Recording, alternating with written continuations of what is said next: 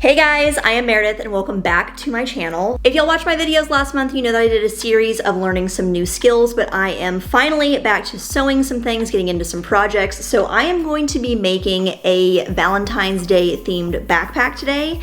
I really like the aesthetic of Valentine's Day, but I'm not really much of a celebrator of Valentine's Day just because I think it's just a super commercial holiday, but I do enjoy red and pink hearts. I like candy. So we're gonna make a cute little heart-shaped backpack to kind of celebrate the season. This is gonna be a really interesting challenge just because I've never really made a bag before. It's not really something that I have ever attempted, but let's get into the supplies that we need for this project. To create the body of the bag, I'll be using a heart-shaped template that I had printed from an image I found on Pinterest, 1 yard of crushed red velvet, 1 yard of medium weight interfacing for the sides and front of the bag, 1 yard of heavyweight interfacing for the back of the bag, and a heavy-duty metal jacket zipper. To add some cute details, I'll be using some hot pink satin to make a ruffle and adding this gold cording trim to the front of the bag. Finally, to make the straps, I'm using 6 sheets of 8 by 11 inch hot pink faux leather and some basic adjustable strap hardware. Before I can begin sewing, I have prepped my fabric by adding the interfacing to both the back and front pieces and all of the side pieces.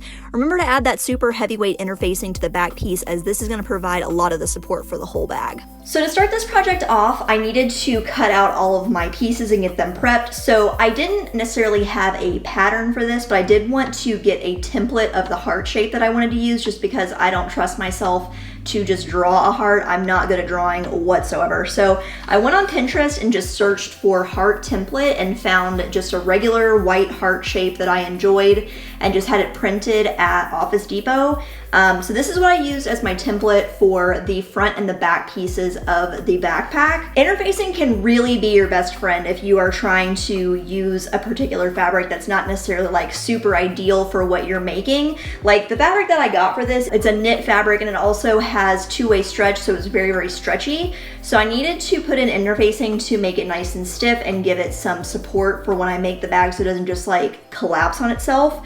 So I have a front and a back piece. This is gonna be my back piece. This has the super stiff interfacing inside of it, and I did have to sandwich this together with some lining fabric when I put this on.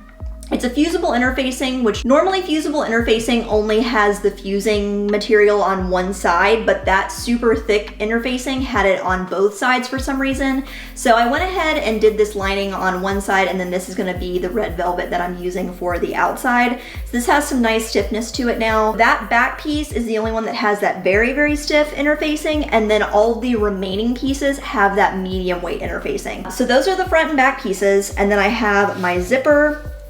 And then I want this to be, I kind of thought about it like a sandwich. So I have the top and the bottom, and then I need to have the spacer in the middle to like actually make it a bag. And I was thinking about how wide I want that to be, and I don't want it to be super duper duper wide. To be honest, this bag is really just for looks. It's not gonna be like need to fit a ton of stuff into it. It's not like a book bag or anything. So it's just for looks.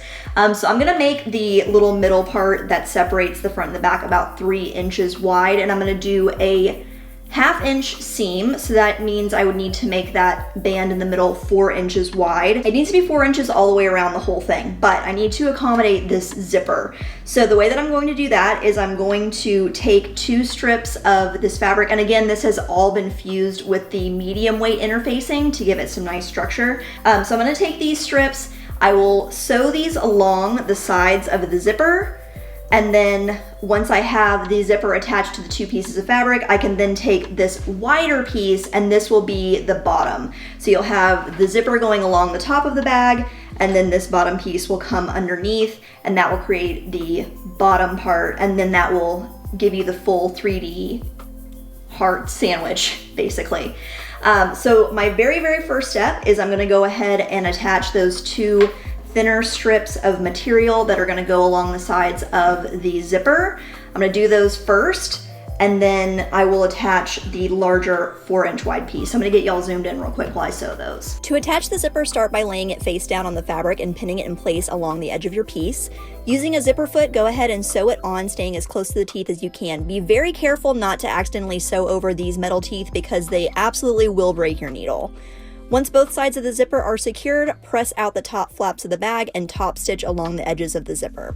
All right, so the first step of our bag is done. This is gonna be the top part of the bag that unzips. So now I need to make the rest of the part that's gonna go between the two heart shapes. So I have this 4-inch long strip.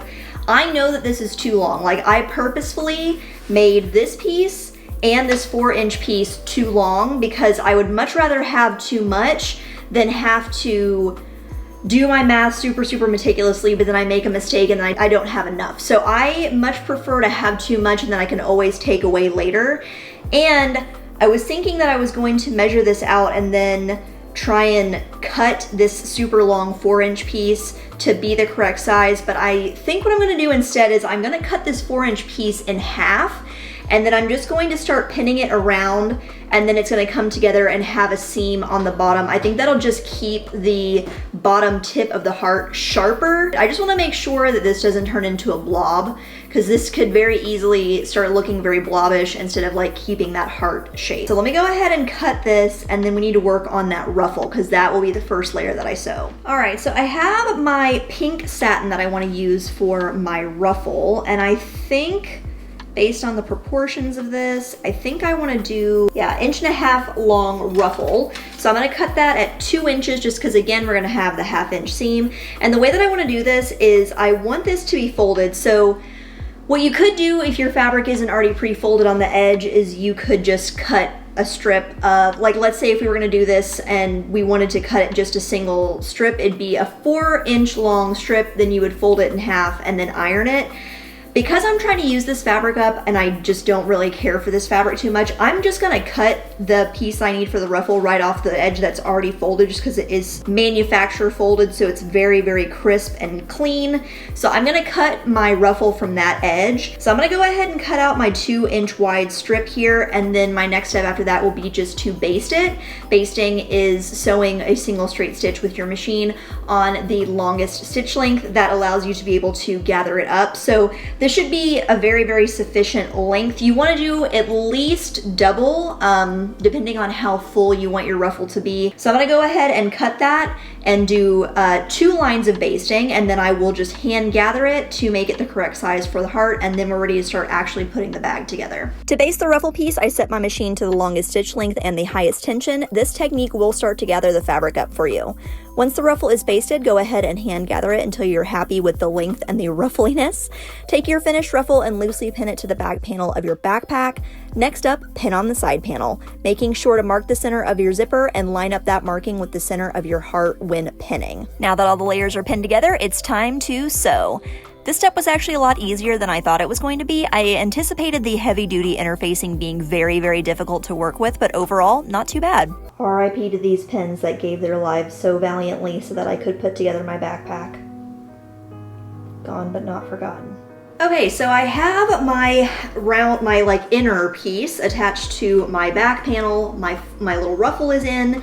So now what I'm actually gonna be doing next is putting on these straps. If I don't do that now, it's just gonna be a lot harder later, because once I put the front piece on, it's gonna be really hard to sew anything in the inside of this. I'm gonna go ahead and show you all the process for the straps, and then we are gonna move on to putting the front piece on. To make the straps, cut out 4 pieces that are 2 inches by 4 inches, 6 pieces that are 2 inches by 11 inches, and 1 piece that is 2 inches by 6 inches. Start by taking your 3 long pieces and attaching them together into 1 long strip, and then fold the long strip in half and sew along the raw edge. To finish the straps, top stitch along the opposite side. Now that the strap is sewn on both sides, it's time to add the hardware, so let's start by attaching the adjustable buckle at one end. Then add the bag hardware without the adjustable post and weave the strap into the buckle again. This will allow you to adjust the straps. Lastly, attach the other bit of strap hardware to the unfolded end of the strap. Now that all of the straps are assembled, you're ready to attach them. Make sure you sew lots of stitches to ensure that the straps don't go anywhere. Okay, so the straps are completely on. I've got my little handle right here and my 2 adjustable straps.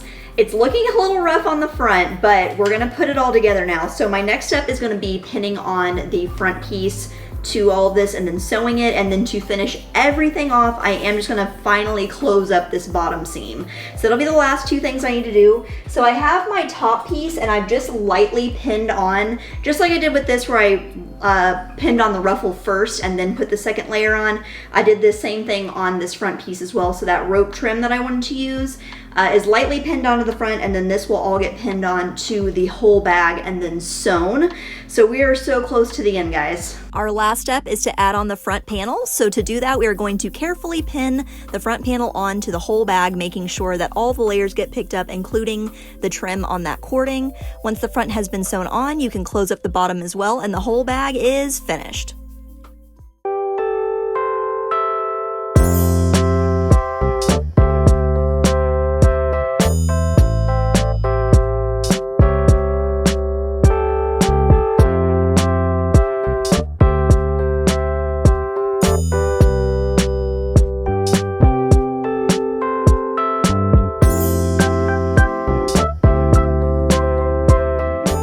This was such a fun project to do. I took a little bit of time off from like making projects in January to learn some new stuff. So this was a really, really fun project to come back to.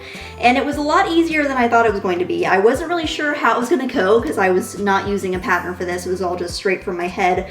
But I'm really happy with the end result, and I hope that you guys enjoyed it as well. If you like this video, please give it a thumbs up and subscribe to my channel. I do try to post a video every single week. It doesn't always happen, but I do try. You can also find me on Instagram. My handle is So Far From Ordinary, just like my channel. So I hope to see you there, and I hope to see you in the next one. Bye, guys.